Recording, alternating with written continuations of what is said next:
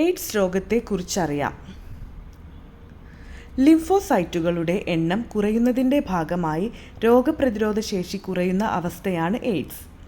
AIDS ബാധിക്കുന്ന ശ്വേതരക്തമാണ് lymphocyte.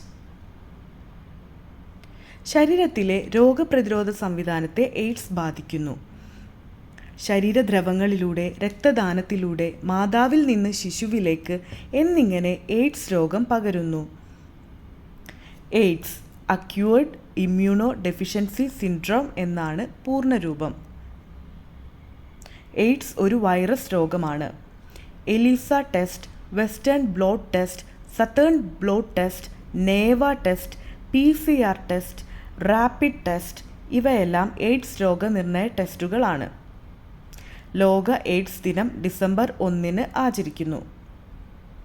1988 മുതലാണ് AIDS ദിനം ഡിസംബർ 1 ആചരിക്കാൻ തുടങ്ങിയത്. 1987 നാഷണൽ എയ്ഡ്സ് കൺട്രോൾ പ്രോഗ്രാം ആരംഭിച്ചത്. എയ്ഡ്സ് രോഗികളോട് അനുഭാവം പ്രകടിപ്പിക്കാനുള്ള പ്രതീകമായാണ് ചുവന്ന റിബൺ പ്രദർശിപ്പിക്കുന്നത്. വിഷ്വൽ എയ്ഡ്സ് എന്ന സംഘടനയാണ് എയ്ഡ്സ് രോഗവുമായി ബന്ധപ്പെട്ട് ചുവന്ന റിബൺ രൂപകൽപ്പന ചെയ്തത്. 2023 എയ്ഡ്സ് രോഗദിനത്തിൻ്റെ പ്രമേയം കമ്മ്യൂണിറ്റികൾ നയിക്കട്ടെ എന്നാണ്. 2024 എയ്ഡ്സ് രോഗദിനത്തിൻ്റെ പ്രമേയം അവകാശങ്ങളുടെ പാത സ്വീകരിക്കുക, എൻ്റെ ആരോഗ്യം എൻ്റെ അവകാശം എന്നാണ്. എയ്ഡ്സ് രോഗവുമായി ബന്ധപ്പെട്ട സംഘടനയാണ് നാക്കോ.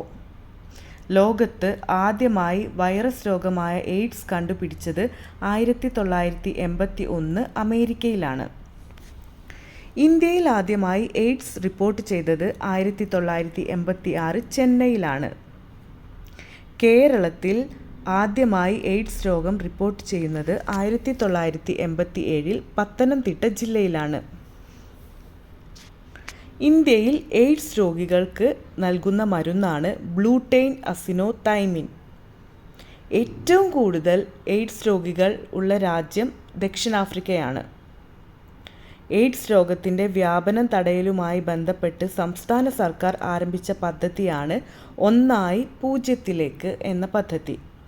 എയ്ഡ്സ് രോഗ ബോധവൽക്കരണത്തിനായി കേരള സർക്കാർ ആരംഭിച്ച പദ്ധതിയാണ് ആയുർദളം. എയ്ഡ്സ് രോഗബാധിതരുടെ മക്കളുടെ കരുതലിനായി സംസ്ഥാന സർക്കാർ ആരംഭിച്ച പദ്ധതിയാണ് സ്നേഹപൂർവം. ഗ്രിഡ് രോഗം, മെലിഞ്ഞ രോഗം അഥവാ സ്ലിം ഡിസീസ് എന്നെല്ലാം എയ്ഡ്സ് രോഗം അറിയപ്പെടുന്നു. എയ്ഡ്സ് രോഗത്തിൻ്റെ രോഗാണു കണ്ടുപിടിച്ചത് ലൂക്ക് മൊണ്ടെയ്നർ ആണ്. എയ്ഡ്സ് നിയന്ത്രണ വകുപ്പിൻ്റെ പുതിയ പേര് നാഷണൽ എയ്ഡ്സ് കൺട്രോൾ ഓർഗനൈസേഷൻ എന്നാണ്. 3x5 ഇനീഷ്യേറ്റീവ് എയ്ഡ്സ് രോഗവുമായി ബന്ധപ്പെട്ടിരിക്കുന്നു.